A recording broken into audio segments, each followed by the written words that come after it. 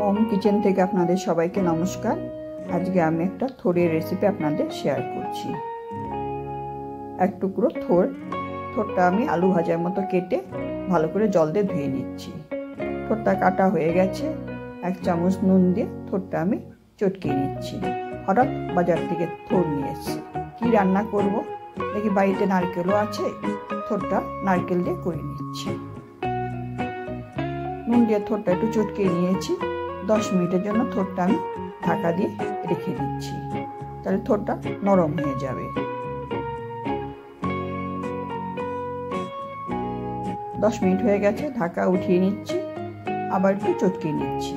দেখুন থোড়টা কত নরম হয়ে গেছে, আর থোড় থেকে অনেকটা জল বেরিয়ে গেছে। এই জলটাও ফেলবো না, এই থোড়ের মধ্যে প্রচুর পরিমাণে আয়রন থাকে।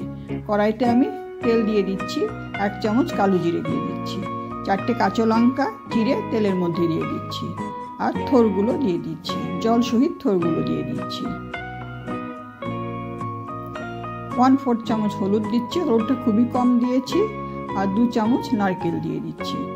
সব ভালো করে মিলিয়ে দিচ্ছি। আমার চ্যানেলে নতুন বন্ধু হয়ে থাকলে চ্যানেলটা সাবস্ক্রাইব করার অনুরোধ রইল, পাশে থাকা বেল আইকন অবশ্যই প্রেস করে দেবেন। আমার চ্যানেলে নতুন কোনো রেসিপি দিলে আপনাদের কাছে খুব তাড়াতাড়ি পৌঁছে যাবে।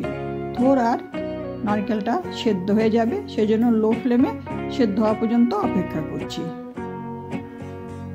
5 থেকে 6 মিনিট আমি ঢেকে রেখেছিলাম। থোড়ের জলটাও শুকিয়ে গেছে, আর থোড়টাও সেদ্ধ হয়ে গেছে। এখন ফ্লেমটা বাড়িয়ে দিচ্ছি। 2টো কাঁচা লঙ্কা চিড়ে আবার দিয়ে দিচ্ছি, 1 চামচ চিনি দিয়ে দিচ্ছি। থোড়টা আমি মিডিয়াম ফ্লেমে ভেজে নিচ্ছি। এইভাবে থোড় রান্না করলে গরম ভাতে খেতে খুবই ভালো লাগে।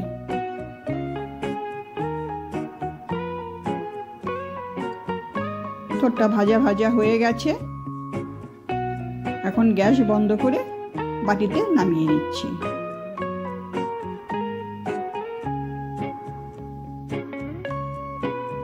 আপনাদের থোড় ভালো লাগলে লাইক করবেন, কমেন্ট করবেন, শেয়ার করবেন।